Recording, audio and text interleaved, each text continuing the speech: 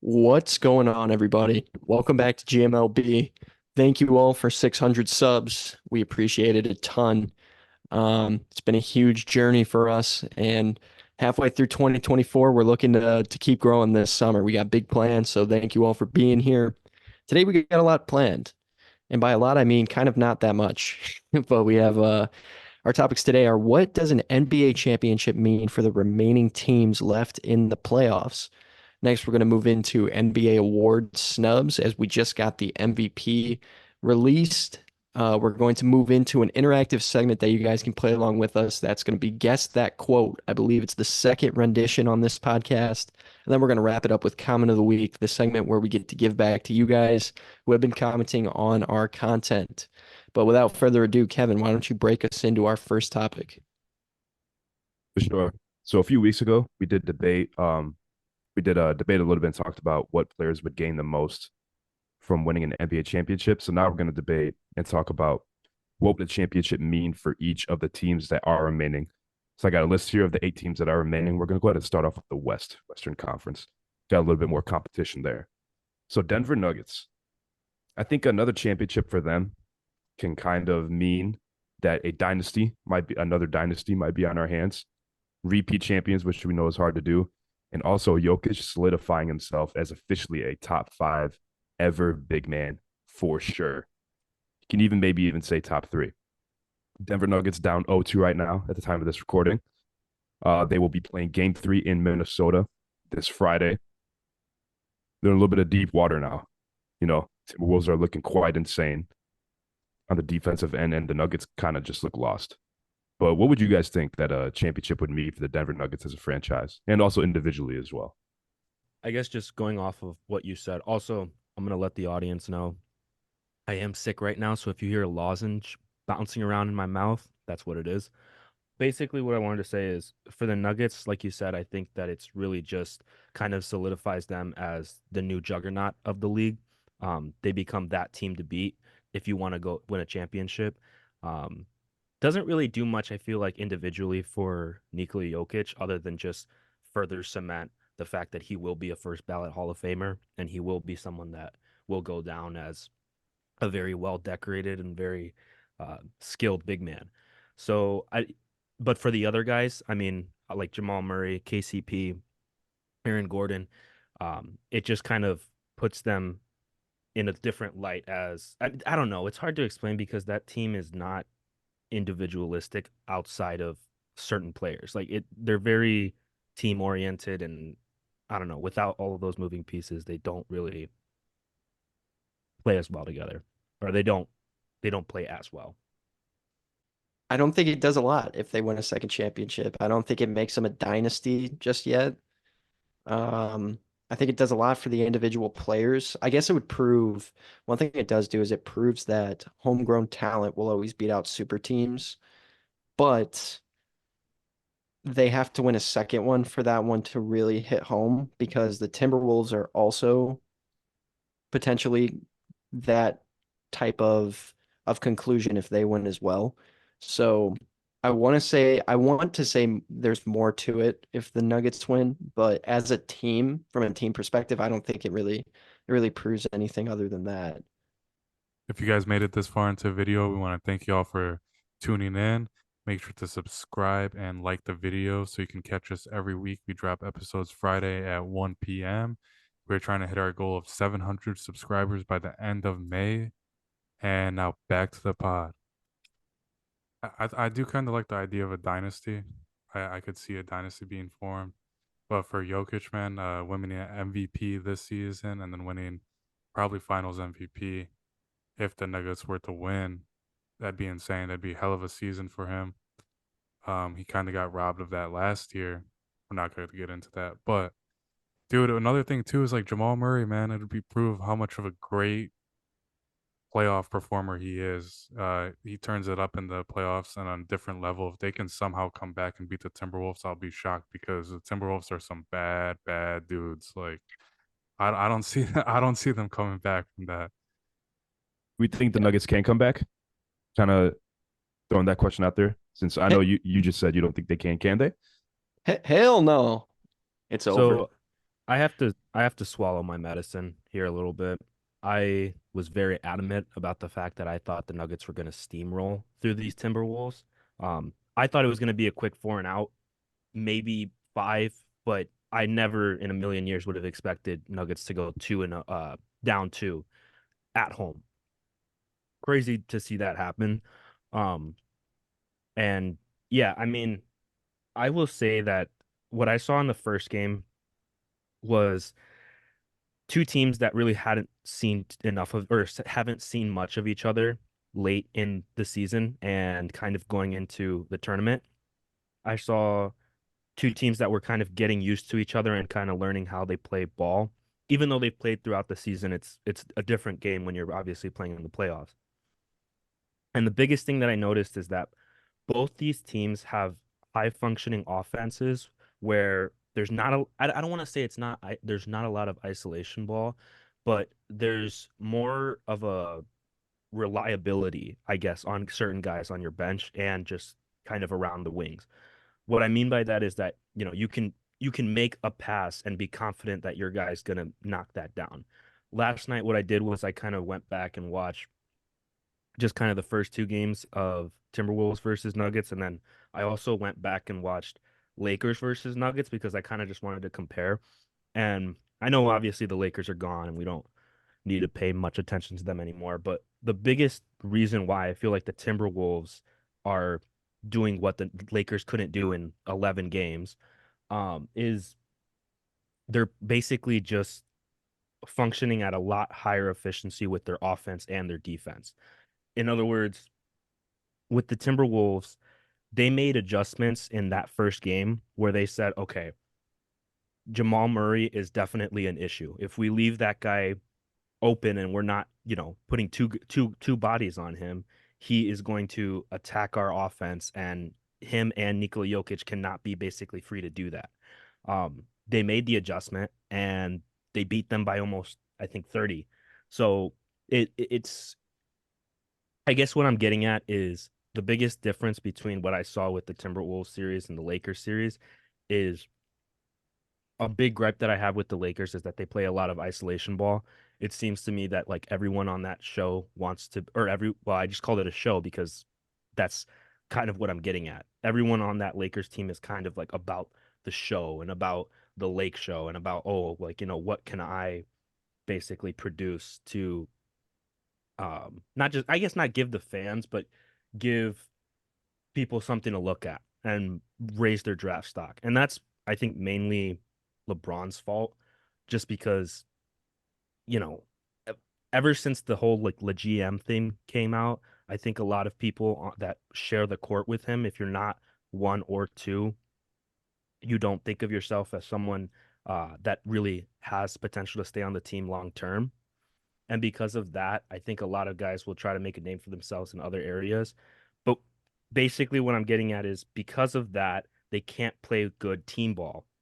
Timberwolves are great at playing team ball.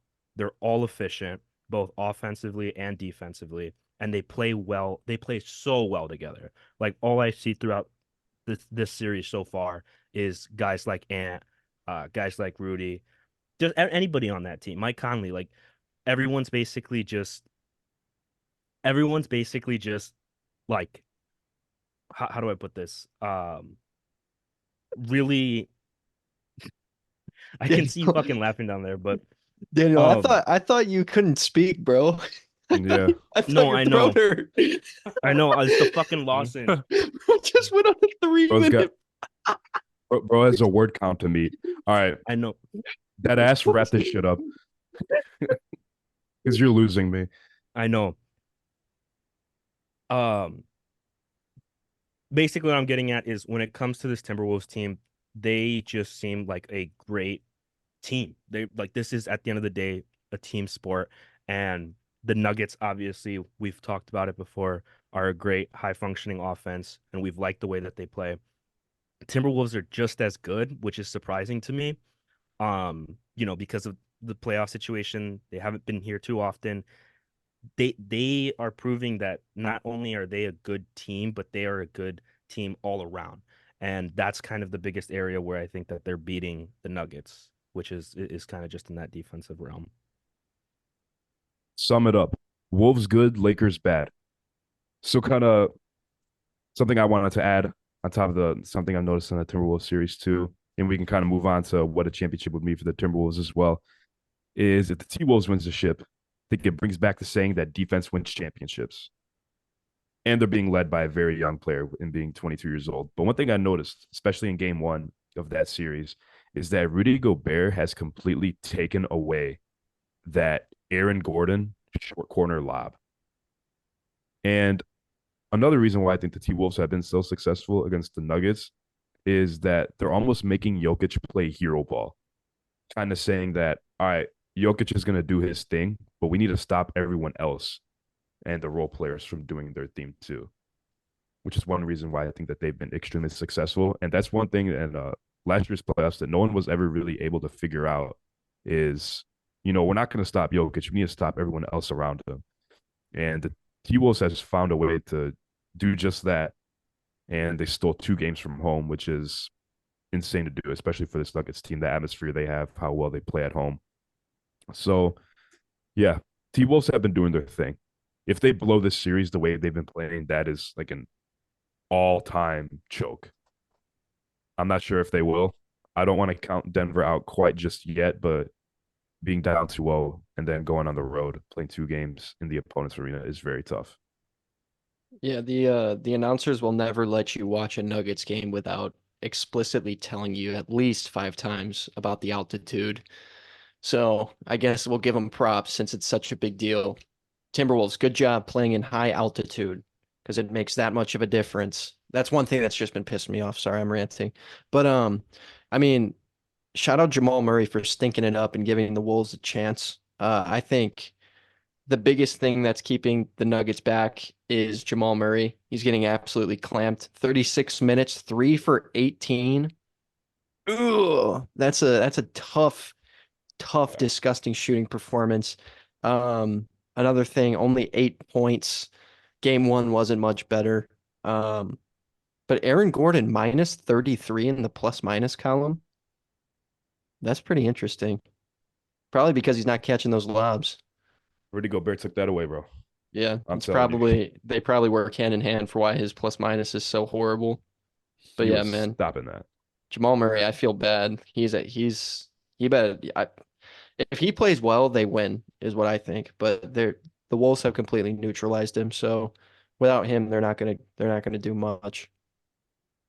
Yeah, I saw something interesting that said that since March, the Nuggets have lost 5 games at home, and 3 of them have been to the Timberwolves. Yeah, they Definitely definitely the got their kryptonite. number.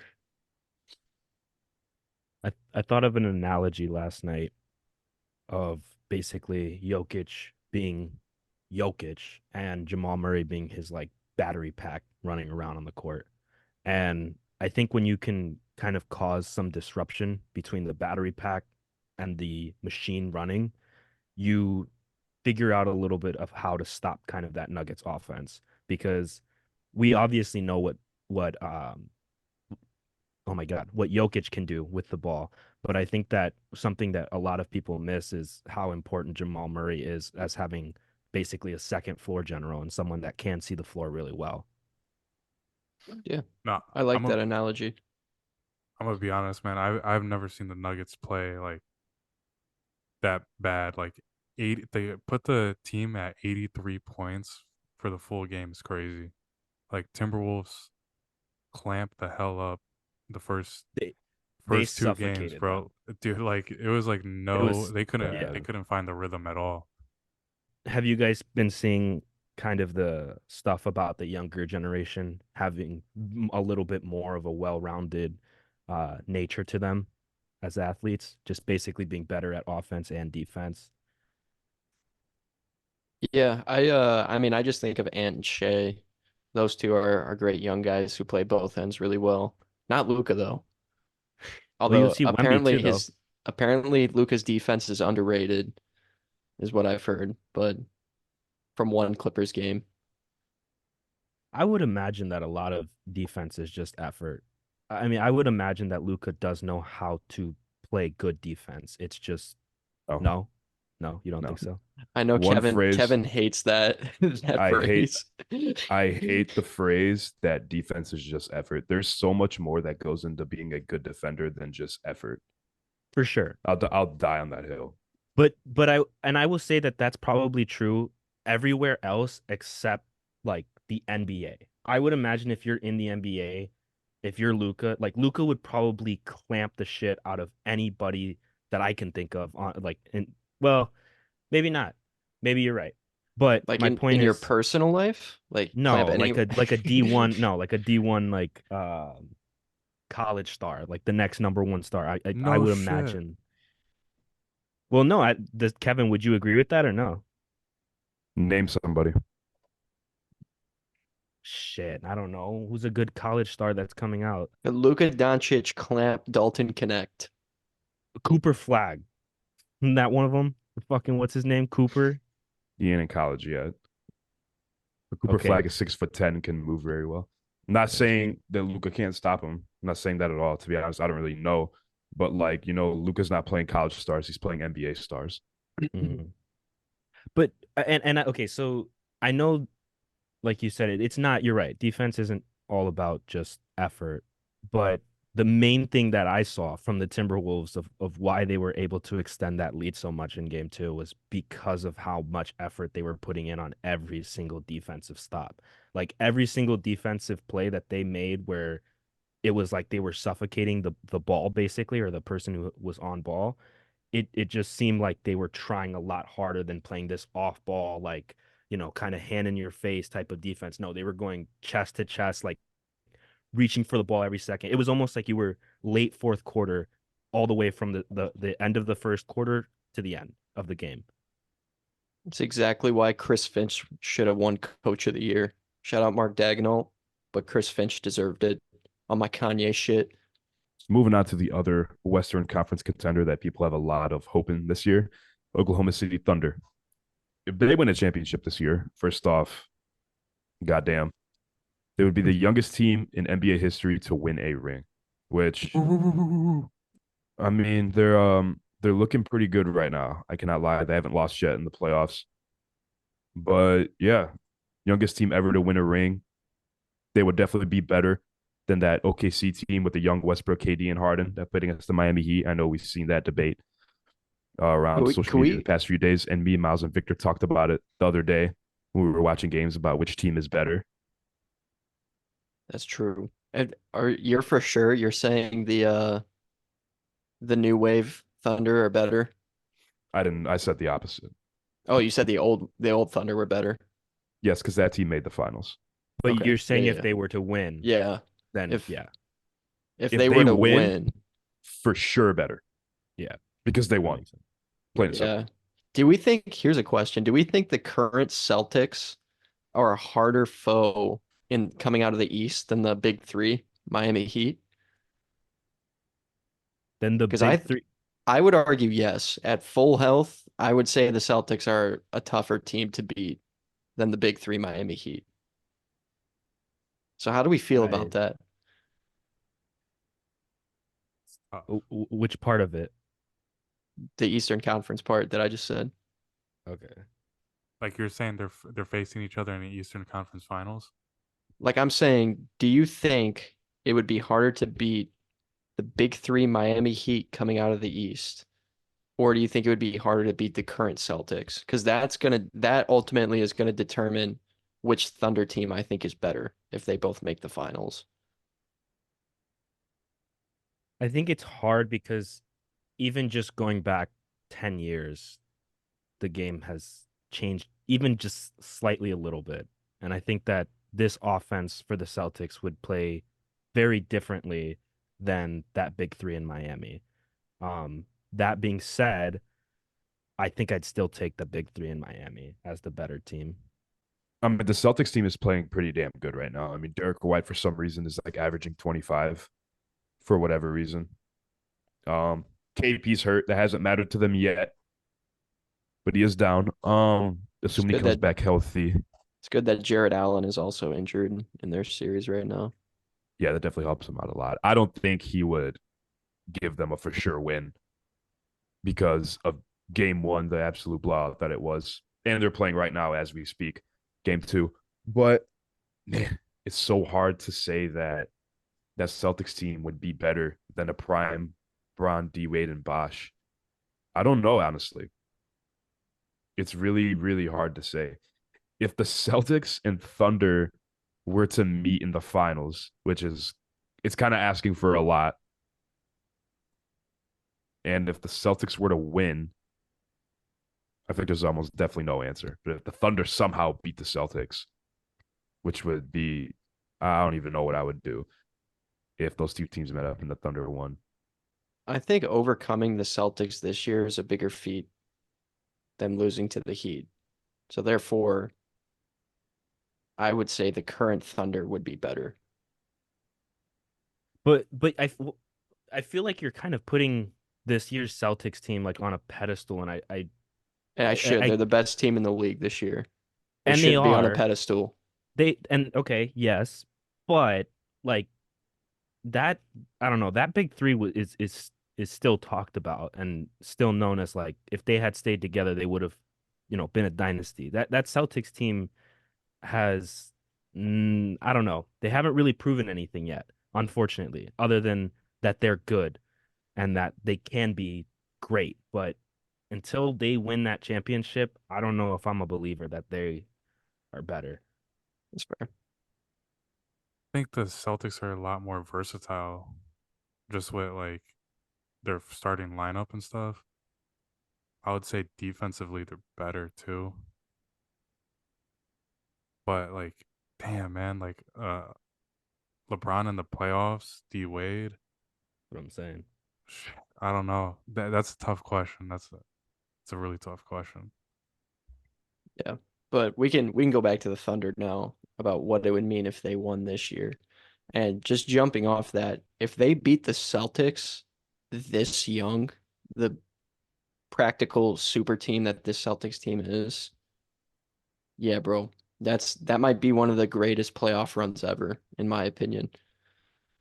That winning that young with like and like they don't even like yes they have Shea, but they don't have like bona fide stars, bro. Like they have Case and Wallace and Aaron Wiggins, Isaiah Joe, like all running in the lineup. Like, bro, these are practically, I don't want to say no names because I don't want to be disrespectful, but I mean, they're practically like low level, low paid players. So, like, isn't Case Wallace a rookie this year, right? He's a rookie or second year, one of those two. I don't know. I lose track of time, but like with players coming out like that at the age of a college team and winning a championship, that might be seriously the greatest run I've ever seen.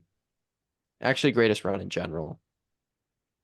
I mean, it'd be the youngest team in NBA history to win a championship. I think they got the average age of 22. So If like we that's hella impressive. You know, you'd be losing basically to a college team at the end of the day, like you said. like y'all said the Nuggets winning would like establish a dynasty potentially. I think the Thunder winning one this early is setting the seeds for a dynasty. It Like at the very least, it makes a statement. It makes a really big statement. And I don't. Did you have more to add? I'm sorry. I mean to cut I you was off. just gonna say if the Thunder win it all this year, the Suns need to trade everyone and start from scratch because Hmm. super teams should be dead at that Yeah, point. They should be yeah. completely dead if the Thunder win. You said if I, I'm who should almost do ready that? to The the Suns. Suns. I'm almost ready to call it like now. I'm almost ready to say the super team era and the era of having one or two or even three guys that share the court and they're everything is over with. I mean, even just with like you see it, Knicks, Boston, uh, what God, I'm losing track. Thunder, Timberwolves, like these teams are playing so well, and it's yeah, they obviously have their three stars or they have their two stars, but outside of that, everyone can get a bucket and everyone is getting time on the floor, and no one is concerned about, oh, am I going to get my player max contract? Am I going to get this? Am I going to get that? Like these guys just want to go out and win ball games, and I don't know. That's what's really cool, I think, about that Thunder team. I'm excited. I guess I didn't really say like what it would mean or what I think it would mean for the Thunder to win a championship, but you guys pretty much covered all of it. I think that it would really solidify this new era of basketball athletes, and I think that it would make room for a new generation of guys that are coming in. And I think the team ball thing, I don't know. Last night I was really the team ball thing kind of kept on coming up in my head. Especially from that interview with LeBron where he was on the podcast with JJ Redick and he basically says like everyone wants to run once, everyone wants to do 2v2. And he's like basketball is a team sport. But LeBron in kind of the last 2000 like 10 years has been a lot of non-team ball and it's been a lot of like where's my next chapter going to be? What's best for me? What's best for this? And we're kind of I feel like we're starting to get a glimpse maybe of a new era of guys that want to win together with their teams in a world or in a league where there's so many business decisions and guys that get thrown away for nothing. So yeah, I think it would be a good thing for the Thunder to win because it would be a good thing for teams as a whole and kind of making our way back into that area of the or era of basketball. I like that you brought up LeBron because the Lakers are a team that sets the blueprint for how not to build a team. And I'm not saying that because they practically get a new roster every year. I'm saying that because this year they specifically chose to run back their roster with a few additions, keeping D'Lo, keeping Rui, keeping all those players, and they still sucked ass. Yeah, So, no, they so that's that's how you build a team, but build it wrong. So that doesn't count. And I just want to make that explicitly clear. yeah, because I think the way I see it is they almost just, you know, they got LeBron, they got AD, and then they were like, all right, so what now? Oh, this guy's good. They're just like looking at basically the roster of top 100 or 50 players, and they're like, let's grab him. And I mean, yeah, that's obviously what any team would do, but there also needs to be an element of who works well together. And yeah, I don't know. I'm very annoyed at the Lakers. I think they should blow that whole team up. I think LeBron needs to get the fuck out of there, and I've always hated AD, so but I digress. I To wrap up the Thunder, if any of y'all want to add something, y'all can, but um I did say that at the start of this playoffs on this podcast, the Thunder going far depends on if their role players can make shots in the playoffs. And so far they have. So if they keep making the shots like they have a very good chance of going to the finals. But they do have to beat the Wolves probably first. So we'll see. That's a series I want to see. I know it's just been one game, but they did play really good defense on Kyrie and Luca as well. Had them turn over the ball a lot, stuff like that. But I was gonna say too is I think what was funny, Mark Dagenhall, he was like, what do we need out of Luke Dort to guard Luca? And he said we need them to show up early to the games. He's been playing really good defensively. So We got game 2 tonight, so we're definitely looking forward to that. Hopefully, Luca. Well, I don't really care, but he looked very sluggish game 1, so he's definitely going to look at the turnaround. He's been letting Kyrie down a little bit. But to wrap up this topic for today, we're going to talk about the New York Knicks and what a championship would mean for them. I think this solidifies Jalen Brunson as a star. The fact that they're able to win a championship with each player playing 65 minutes a game, the starters, and the curse is no longer real for the New York Knicks. They've been a cursed franchise the past 10 years, so we can eliminate that. And the fact they're able to do it without Julius Randle, too. And I think OG might be out next game. I remember He seeing is. something is. earlier today. He is out, so that sucks for them. Going back to Indianapolis. But Knicks winning the championship. What do you guys think? I think, Um, dude, Go New ahead. York would explode. Yeah. Like, have you guys been seeing what they've been doing? They started Yeah, chanting "fuck you, bro. Reggie Miller," and then Josh Hart went up to him and said, "Hey, I think they're saying fuck you." I So know it's like, there was a Trey I've Young seen that. chant too, which was Yeah, funny. They're always going to do that Trae Young chant, and that would definitely pop off Wait, if they what's the want to Trey fight Young us. chant actually? I don't know that. F Trey Young. Oh, it's just okay. Nothing behind the curtain there. Just fuck you, Trey Young.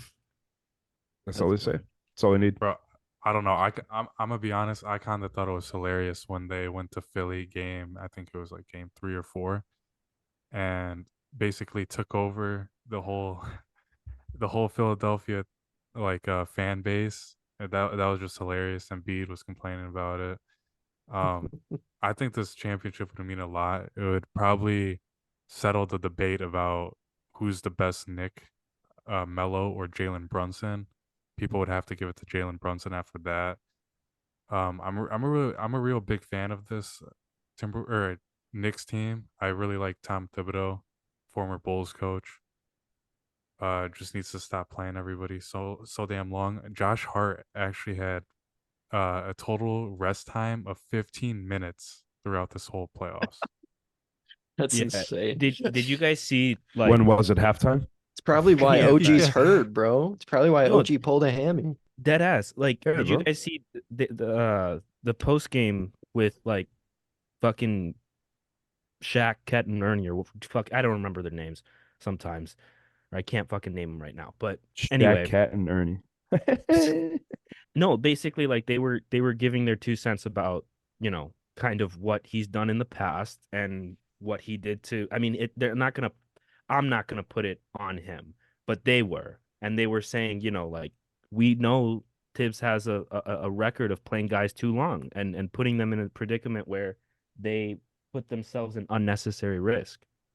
And so, yeah, I mean, he definitely needs to think about that for sure. I think when even guys on an analyst show are talking about it, there's some truth to it.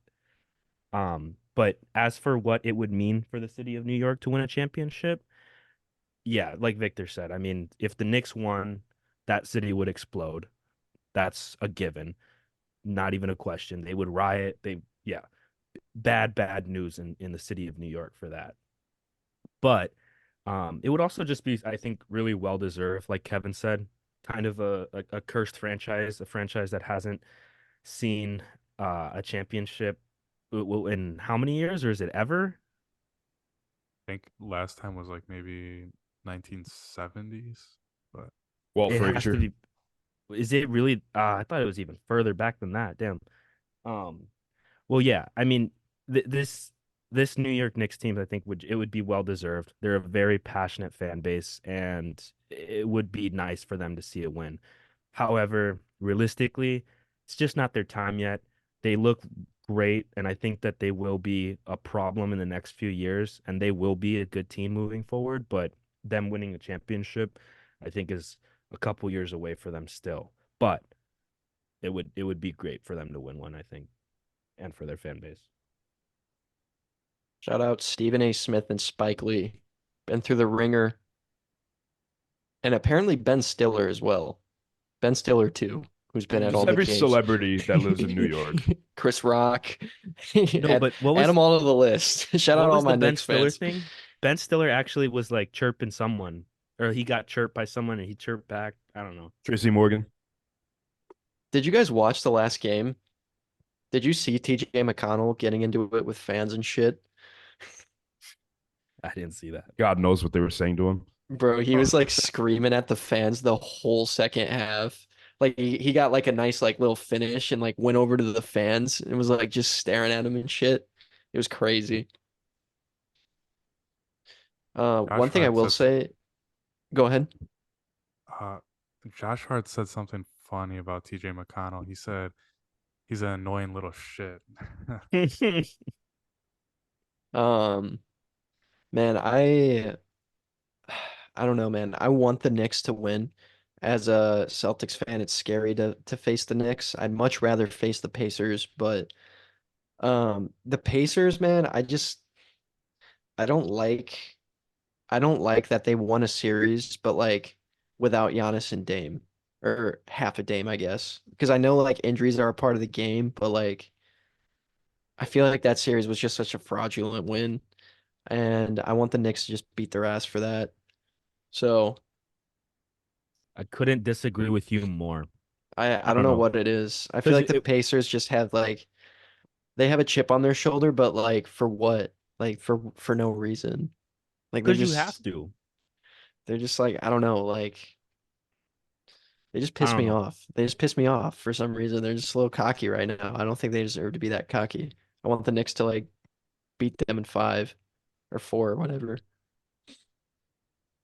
Yeah, I couldn't disagree with him more. Um, I mean I'm not even like really a Pacers fan, but they're just a likable team. I feel like a lot of those guys, they don't say much, they don't do much. They're from Indiana. They just bowl. They just go out there and play ball. And if we get into a conversation of playoff injuries, then you go back to Kawhi's championship. You go back to Curry's lost championship, or well, no, that's the same year. Well, it doesn't matter. Anyway, my point is, I think the Pacers obviously maybe got a little bit lucky that two like superstars, yeah, they didn't have to play against, but shit happens, and now we get to see two teams battle it out that I think are a little bit more evenly matched than a full stacked Bucks team versus the Knicks team. I just want to see him duke it out with a team that's not at quarter strength. It's basically Chris Middleton versus the Pacers. And he Yeah, put him on their back and did his thing though too. I wanted to add the Knicks versus Pacers series. The Pacers have been getting a lot of missed calls and stuff like that. I think even Reggie Miller was like saying when you play the Knicks, you're playing 5v8 because all the refs are on their team. I Really, I think didn't some notice a lot of missed calls in game 2, but there I was might be tripping. there was something too that I think the Pacers filed for 78 missed calls to the NBA for the Knicks series. I gotta look that up.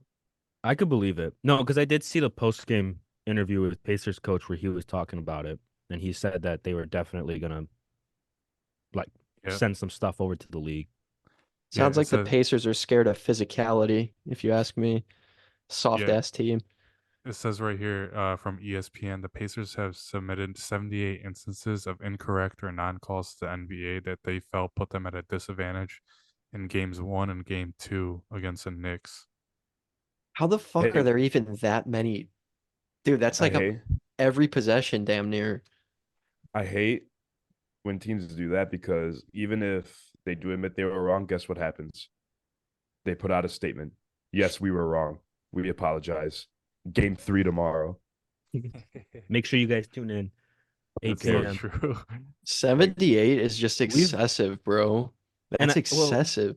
I've made this comment before on the pod where I've said like if you slowed down the tape and you watched every single like minute of a ball game, you would see a lot of falls that or a lot of fouls and a lot of missed calls.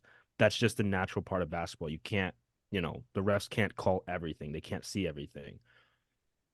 At So I the think it's same kind of time, though, dumb. bro, it's like it's the playoffs, bro. Like it's supposed to be more physical. Like they're supposed to let them play.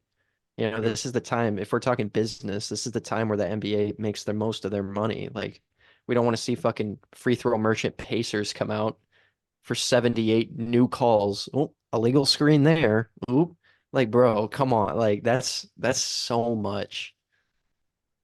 Yeah, and like another thing too is like I feel like watching like all the teams in the playoffs so far, the Knicks are the most physical. Mhm. yep. Like, I know the Thunder bark at post-game interviews, but the Knicks should be barking too, bro, because they're dogs. They're actually dogs. If there is one team though that I would imagine is paying refs, it's New York and LA. But True. if there's one team in this league that I could imagine is at the epicenter of doing that kind of stuff, yeah, it's gonna be the Knicks. So it's not too far fetched for me to believe that there's some shady shit going on there, but not on the player end. On the player end, Brunson, Hart, all of them are playing it out of their minds. I wonder if they're better without Randall. Not to open up a can of worms here. because that's a whole different thing. But I kind of wonder if they would be as dominant as they are right now with Randall on the team. Moving on to our second topic of the day. All of the NBA 2023-2024 player awards have been released, other than first team All NBA, second team All NBA, first team defense. No one really cares. So we're going to go ahead and talk about these awards. More specifically, do we think anybody was snubbed for an award? I Yes. got the list pulled up right here. We have a yes right away. All right, Victor, what player, what award? Most improved, Kobe White. I knew you were Tyrese going to say Maxey. that. Tyrese Maxey should not have won it. The only Tyrese Maxey was already good. The only difference was from last year to this year is he got more opportunities with the ball in his hands because James Harden left to the Clippers. He got a lot more touches. He was already good before. Kobe White, man, improved his game so much this year. Like, I think he went up 8 points per game. Very impressive season from Kobe White. I'm excited to see what his future holds in Chicago. Didn't he only step up when Levine was injured though? Like He, really get to that level? He's been playing actually very well all season, but like you could say the same for Maxey too. When Embiid went down, when James Harden left. No, like I know. I'm saying like, isn't it the same thing kind of though? Like, wasn't Levine injured for almost the whole season? I mean, while Levine was playing, Kobe White was still playing very well. Yes, I'm not saying that Levine like getting hurt like doesn't matter. Like it definitely did. Don't get me wrong. But even when Levine was playing, like Kobe White was still shooting at a very high level and playing very well. Yeah. I And mean, I felt like I and I also felt like root, Maxey was already established. I don't yeah. know. That's just me. I root Kobe White as well. I think if we're talking just like most improved, it should be Kobe White, but I'm not really mad at Maxey either. I'm kind of neutral on them. I'd be slightly Kobe White, but I'm cool with Maxey. I think your points made sense. Um, I think White, yeah, probably is a little bit more well deserving of it, but I'm kind of on the same page as Miles on this one. I'm a little bit like, I don't really care. So there's that. Between those two guys, it's give or take. Can't have shit in Chicago, man. Nope. Thanks for the filler. But Miles, I know you said earlier that you thought Chris Finch should have been coach of the year. I don't know if you're for real about that, Oh, but do you I'm dead think ass. I'm so for real. I'm so for real. going going? Hey, man, all I'm saying is this playoffs is going to prove why Chris Finch should have been the coach. My man got a torn patellar tendon while coaching an NBA game, came back after surgery on crutches, and coached from the fucking bench. I don't see But Mark Dagenhall doing anything like that. that's postseason though. This is regular season. Nah, fuck that. That's everything I gotta say, bro. If that happened in the regular season, I could use it, but it didn't. Nah, okay. The reason I picked Chris Finch is the jump from last year to this year from that franchise is insane. Everyone's saying Cat's not going to work with Gobert. Everyone's talking that shit, and they come out and they dominate. One seed for most of the season, ended off at the 3 seed. Yes, I get Mark Dagenhall ended as the 1 seed, but it literally took until the last game of the season for him to do that. And yes, the Thunder overachieved, but the Wolves defense this year is incredible. It's one of the best defenses we've seen. It's proving itself in the playoffs. I just think that that roster construction is immaculate. The way he schemes Jaden McDaniels is immaculate. And I guess I can't be mad at Mark Dagenhalt for winning, because the Thunder are practically the same situation as the Timberwolves, I dare to say. But they have that one defender, they have the rim protector, they have their star player, which is a two guard. Like they have a lot of the same parallels, but I don't know, man. I guess Mark did it with a younger squad, but I think the Timberwolves are going to go farther this year, and I think they're a better team. So I'm not mad at Mark for winning, but I think the Wolves are a better team. So that's why I think Chris Finch should have won it. Fuck the seeding. The seeding didn't matter until the last game of the season. That could have gone anywhere. I definitely don't disagree with anything you said, but the Thunder were a 1 seed at various parts throughout the year. I know those 3 teams traded off a lot, but they were the 1 seed during like stretches of the long NBA season. But I think that the jump that the Thunder made might have been a little bit more impressive because the Timberwolves were in the playoffs last year, at least. Thunder weren't.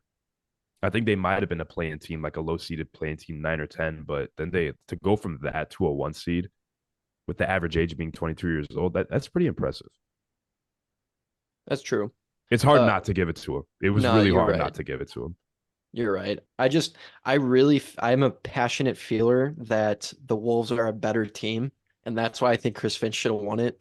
But I'm not mad. I will state for the record, I am not mad at Mark Daigneault for winning it. I have Should've no given it hard to Ham. feelings. Ooh, I Wrote don't it know. down. You're not mad. Imagine if Ham had won. Frank Vogel should He have been just got nominated. I He know. just got That's why fired. I said that. No. He got dismissed. Honorable So did step Darvin down. Ham. Yeah, that's crazy, bro. What about Like, Karl Anthony Towns winning the 2023-24 Social Justice Award? Any passionate feelings on that one? the fact that that's literally what I was about to say. Oh, my bad. No, I Oh, mean, shit. clearly it's an issue. Does Jaylen Brown not exist? Jaylen DeMar Brown's a DeRozan? social justice warrior. What DeMar DeRozan does for the community is insane. So Russell Westbrook too. Yeah. Russell Westbrook is huge in the community, He is. but he gets no attention. We just see that picture of him with his back turned and there's poop on his shorts. Literally. Y'all know what picture I'm talking about. Oh, I Because know D'Lo exactly has what one too. picture. Yeah, I know exactly what picture you're talking about. I don't know. I follow Russ, so I see all of his good deeds on Instagram whenever he posts them, and then he's just it'll be like him donating like $10 million to like a fucking neighborhood to like renovate their housing or whatever. And just the phrase "Why not?" question mark. Why Why not? not? I love it. I love it. Yeah, but everything else I feel like is pretty consistent with the awards that we saw. What about MVP? A lot of people are talking about this. A lot of the NBA analysts, Shaq, Stephen A, that probably don't even watch basketball. No, Shaq Gilgeous-Alexander deserved that award. I ain't happy with this one. That pisses me off so bad. I know. That dude, actually, yeah. you go don't ahead. care that much, first of all. Not you. I'm No, talking I about know, Shaq. I know. Yeah, I was gonna say, damn, bro. No. You coming No, I'm at me talking like about- that? I'm was talking- like, I knew he was shit. talking about Shaq. I knew he was I talking know. about Shaq. Because I realized how that came out. Like you started, and I was like, "Yeah, you don't care that much." I was talking about Shaquille O'Neal. First off, Shaq, you don't care that much. Probably don't even watch ball. You get the script handed to you at halftime during the NBA TNT, which is the best show on TV right now. But I'm not convinced you watch that much ball. Same with Stephen A. But it's hard not to give it to Jokic, man. I don't really think Shea had a season like that to where he was an MVP. It's a strong term. It's a strong award to give somebody. It is, and this It's year the award. This year it was especially, I don't want to say unique, but the main like topic of conversation, even from just Shaq, what I heard, he asked, I forgot who it was, but they had them on the show after the game, and they were chit chatting, and he basically said like, "What does the MVP award mean to you?" And he said, "The best player on the best team." And Shaq goes, "That's not what it means," or something like that. Like he got like upset or something, and and then he fucking because I guess he was trying to say that well, if that's the case, then Shea should have won. But if that's the Tatum. case, then Tatum, yeah, exactly, Tatum should have won too. And if we're going off of just personal player, like because the only reason why you would maybe say Shea over Tatum is because he average more points than Tatum? Yeah. All I'm Yes. gonna say is Shea's a scoring merchant. I'm not gonna go that far and say that, but if you go off of points, then there's probably a lot of other guys too. Luka being one of them. Luka, the scoring champion. Yeah, that needs some recognition, and yeah, there's just a lot of guys that were well deserving of it. But then you understand or you start to analyze a little bit more what that MVP award like Kevin said, it's a big deal. It's a heavy award to give someone. And yeah, I'm not mad about it being Jokic. They're the reigning champions. Like I'm not mad about that. Yeah, I think all top three, the finalists, were all deserving of it. I one thing I do would like to see them redo is like picking the voters, because Shaq even talked about it. Like Shaq doesn't even have a vote for MVP, but Stephen A does. That doesn't make sense. Shaq was saying that it should be like all former players of the NBA, and which I agree. I think it should be. No. Not Austin Rivers, though. Please, Uh, not Austin okay, Rivers. What did not he not say? him. Wait, what did he say though? I forgot. No.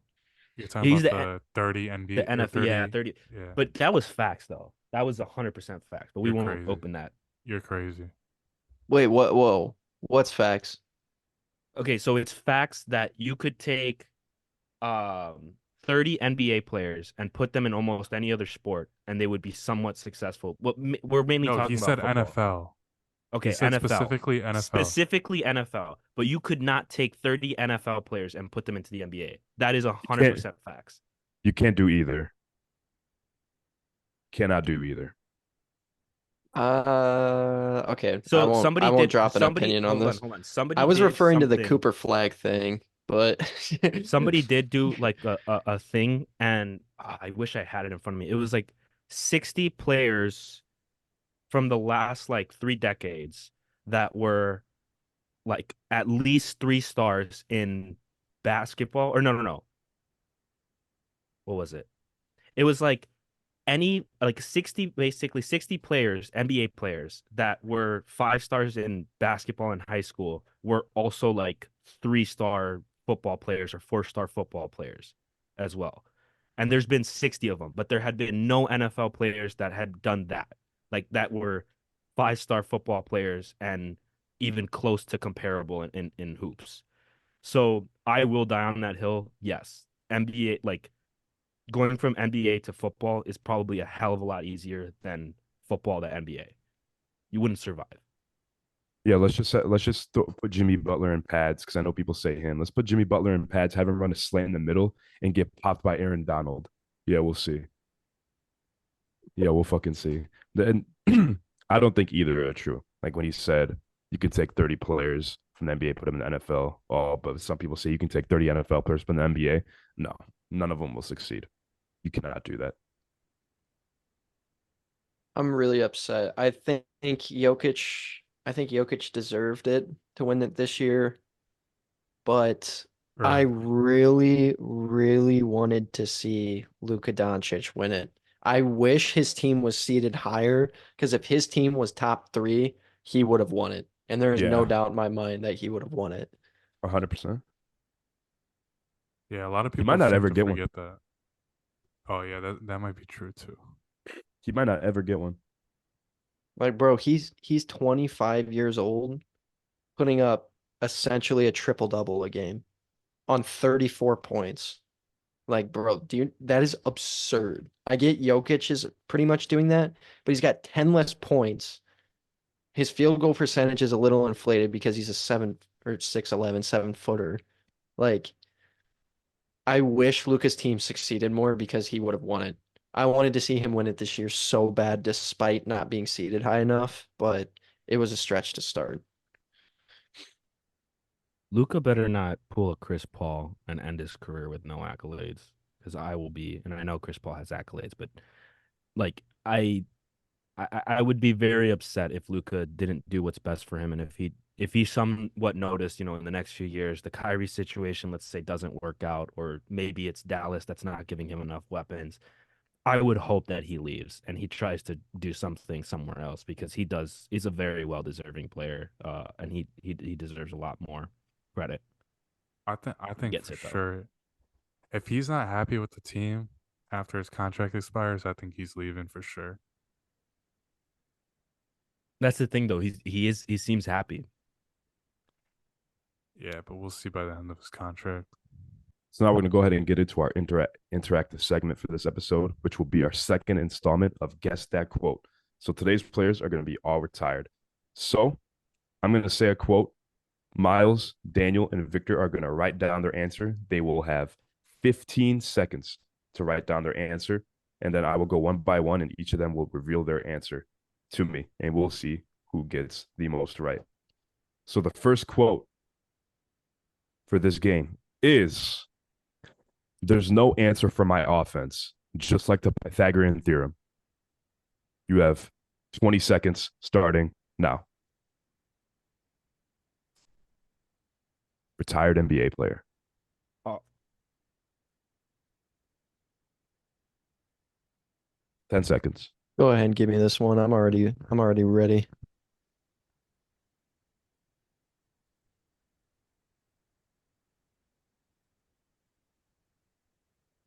Pencils down. All right, now time to reveal the answers. Miles, who did you say? Shaquille O'Neal. Miles says Shaquille O'Neal. Daniel, give me your answer. Paul Pierce.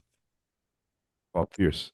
Victor, go ahead and give me your answer. That's crazy. I said Paul Pierce too. What? What the Wow. fuck? That is pretty crazy. What's not crazy is that both of you were wrong and Miles was correct with Shaquille O'Neal. Boom! Let's go. Dude, as soon as Miles said Shaq, I knew he was right. It pissed me off. I did too. Then I remembered it was right. Well, I didn't remember that he said that, but it just sounded like some shit Shaq would say. I didn't know that Shaq said it for sure, but it just sounded right. All right. Moving on to the second quote from a retired NBA player. The quote is, get your pencils ready: violence is never the answer, but sometimes it is. You have 20 seconds starting now.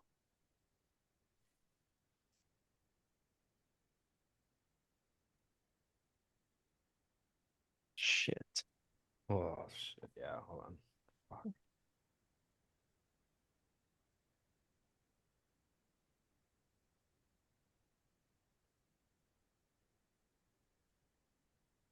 Pencils down. Can you guys hear that too? When like the thing goes off? No, No. No. Really? I'm putting it right by it. That's so weird. All right. I'm gonna go and switch it up. Victor, what was your answer for violence is never the answer, but sometimes it is? You know, I've heard this quote, but I know my answer is wrong because I can't remember who said it. But I went with Kobe Bryant. Kobe Bryant. Daniel, what is your answer? that was originally going to be my guess. I also don't think my guess is right. Dirk. Dirk. Wow. It's a crazy guess. Yeah, I know. That's why I said it. I just whatever. All right, Miles, what is your answer? I went with Karl Malone. Carl don't know- Malone. I don't know if Victor, that's right. relax. I think Relax, that's it. because That's none of it. y'all were right. No, it's not it. Relax. Do it down. You better not tell me Boogie He's- Cousins, because I was gonna write Boogie Cousins, but I didn't know if he was retired. No. The player that said violence is never the answer, but sometimes it is Matt Barnes. Oh, that makes sense. That's a good one. That's a Like- really like- good one. Like you read that and you're like, oh, yeah, of course he said it. Yeah, of course. I mean, Not bro, he gonna went lie. 90 miles to beat Derek Fisher's ass. All right, after 2 rounds, we have one Oh. correct guess. Miles is in the lead with one. Moving on to our third quote of the day from a retired NBA player. The quote is in reference to team chemistry, by the way. Chemistry is a class in high school where you learn 2 + 2 = 10 or something. You have 20 seconds starting now. What the fuck? Dude, I don't know. Wait, give us like 10 more seconds, bro. No, I got this one. I can't even think of a fucking player. Think Uh, dumbass. Yeah, that's what I'm thinking right now, and I know You have who 20 it more. could be. You have 20 more seconds, more like 15 now. Okay. Think of a dumbass. I hope I'm right. I really hope I'm right. 3, 2, 1. Pencils down. All right, Daniel, since you're so confident, Nah. what is your answer? Give me that big dumb idiot, Charles Barkley. Got Charles Barkley. All right, Miles, what is your answer? It's a good one. I went with Pierce this time. Paul Pierce. Paul Pierce catching 3 straights today. All right, Victor, what is your answer? I went with J.R. Smith. J.R. Smith. That is a really good guess. That Yeah, is a that good is. guess. But the other 2 guesses were pretty solid too, but not solid enough. All you guys are incorrect. The NBA player that said chemistry is a class in high school where you learn 2 plus 2 equals 10 or something was said by Chicago's very own Dennis Rodman. Damn. He's not. I don't know if he's a dumbass though. Yeah, Are you kidding? I wouldn't have thought of him, to be Yeah. honest. I thought Look I at him. nailed it. I Who thought do I you mean? nailed it with Charles, honestly. Charles was I would think Barkley first. Just because he always does that too. He always like stops in the middle of a sentence. He's like, or whatever, man. Like, I don't know. He has those like long pauses where he's just like, when Yeah. you got a guy beating on you, eh, When a guy is never banging mind, you. man. All right. After 3 rounds, Miles is in the lead with 1. I just gotta hold out. So we just got one more quote here. So the final round, you guys will have 30 seconds. And after I give the quote, I will give a hint. Could be a pretty, I got to think of a hint because I don't want to give like a too obvious of a hint. Because I feel like the hint I was going to give you would have been too obvious. And then we'll either have a tiebreaker or a clear cut winner. You think of a good hint. No, I got a good hint. I'm not gonna hold you. I don't think either of us are getting one. No, you guys might. All right. So the 4th and final quote for today's segment, alongside with your hint. Here's the quote. If all babies are so cute, how the hell do we have so many ugly people? Hint. He has been guessed today. 30 seconds starting now.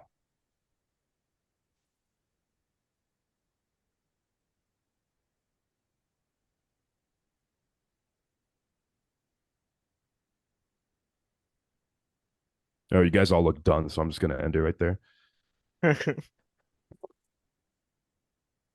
Daniel, what is your guess? Because you made a scene. Daniel gets Charles Barkley. Miles, what is your guess? I double backed. Charles Miles Barkley. also guesses Barkley as well. Miles, Victor, what is your guess? Charles Barkley as well. And Charles Barkley was the answer. So after the rounds, Miles gets 2. Victor and Daniel each tied with 1. I have a bonus quote, but none of you guys would ever guess who it is, but I just really wanted to include it because it's so stupid. Like, I don't think you guys even know what this player is. I'm going to go ahead and say it anyways. The quote was, left hand, right hand. Doesn't matter. I'm amphibious. I've heard this one. I can't remember who said it. I'm amphibious. I'm amphibious. It was said by Charles Shackelford. What the fuck is I know. You know who I that think is, the Victor? word. Charles I think- Shackelford? So real quick, the word he was looking for was ambidextrous, I believe. I don't even think I'm saying that correctly. No, But you are. one common theme that I've noticed with all of these quotes is that stay in school, kids. Yeah. God forbid go to school. Because Pythagorean theorem has an answer. 2 plus 2 does not equal 10. School teaches you violence is never the answer. And as far as the ugly babies one, or cute babies and ugly people, that shit kind of facts. But what the chemistry one is probably the best one. He's like, chemistry is something you is when you learn in school 2 plus 2 equals 10. Like everything about that sentence was wrong. Whose quote was? Oh, that was Rodman. That was Rodman. Rodman. That was Dennis Rodman. No, the reason like remembered a lot of these quotes was because when I was searching for quotes 2 weeks ago for them. So like, Ah. but I couldn't remember who said them. Like, Mm. I was about to say he remembered all of them, but got one right. Yeah, I was No, gonna I say like- still lost. no, because I was searching for like I was trying to search for like new ones and I couldn't. I bet Anthony Edwards has some fire quotes. I think he does, yeah. 6th and final quote of the day. I go tremendo for new fettuccine. Y'all know who said that? Dolph. Flavio, No, neither. Takeoff. Correct. No, one guess, chill. It was none of the Migos. It's got to be Nipsey. Nah. I guess you Was can it guess Two again, Chains? Victor. Was it Future? No, it was Future. So Daniel gets a point. Victor came in last. I was trying to think of the whole song. I was like, I was like, yeah, it's Future. All right, and that's gonna pretty much wrap it up for today's episode. But don't forget about comment of the week. Bless you, Kevin. Thanks. The segment I tried. where now leave it in. I think it's funny as fuck. I tried to mute it, but I couldn't get to it quick enough. Anyway, comment of the week, the segment where we give back to you guys for interacting with us on our social medias, that being YouTube, Instagram, and TikTok and Snapchat. If you find us on there, we have yet to be found on there, but we thank you guys for commenting on our stuff. But Victor is the one that picked out the comment this week. So, Victor, go ahead. We're going to blind react to the comment you picked. So this comment came from Instagram. It was an NBA career path on Luol Deng. And this comment came from Anthony Monticelli. And he said, DeMarcus Cousins, easy. And in parentheses, he said, I only watched the first 2 seconds of the video. What the fuck? I feel like that's most people that comment on our videos. Like the hate comments, they'll be like, "How did you guys say this? Shouldn't it be this?" But then we clearly describe something 5 seconds later in the video. Yeah. Wait, It's a short attention span. can you read the second comment on the Luol Deng career path as well? My dumbass said Carlos Boozer by Angelos the Goose.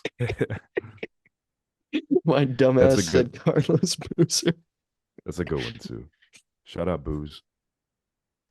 It's actually not a bad guess if he guessed if the answer was Luol Deng, to be fair. It could have been Taj Gibson too. Bro, that's so fucking funny Taj Gibson. that you just brought that up because I was like, I had my camera propped on a fucking box of cards and I pulled a Taj Gibson out during the pod at some point. Okay, you can cut this because I can't find it. I was trying to pull it out, but I don't know where I put it, so it's over. I do got Ursan Ilyasova though. Shit kind of hard. You and Victor, man, those fucking cards. I Guys I love just them. pulled a Wemby. That's cool. Rookie year? Well, obviously. Yeah. No, sophomore. No, senior year. What y'all know about my guy Purvis Ellison? That one goes for a little bit. You know, Clyde Drexler.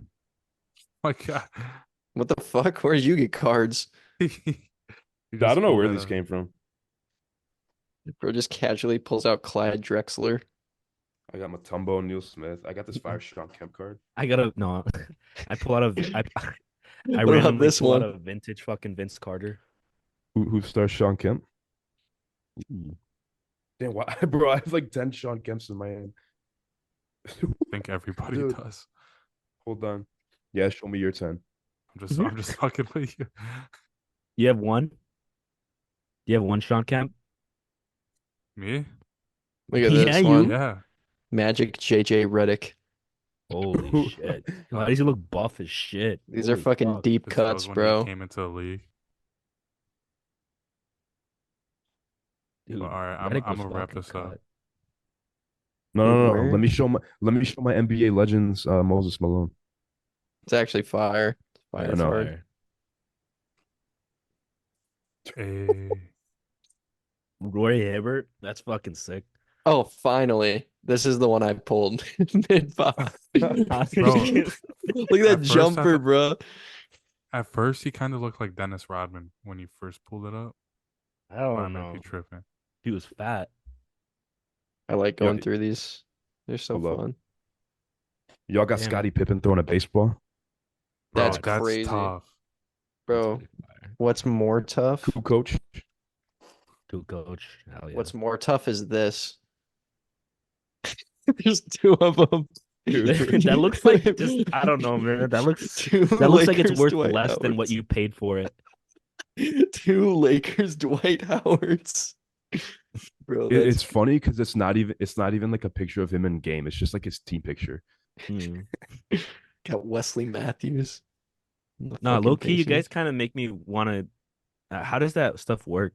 Like the card, like you just go out and try to pull packs, Go to and Walmart. Go to then you Walmart just and buy them. can you sometimes get like, or nah, actually, never mind. I get it. I get it. Thank you all for tuning into GMLB this week. We want to thank you guys for 600 subscribers, and we're kicking off the NBA playoffs strong. They've been exciting this year. Daniel with his flu game today. Make sure to support us, like, and subscribe, and we'll see you next week.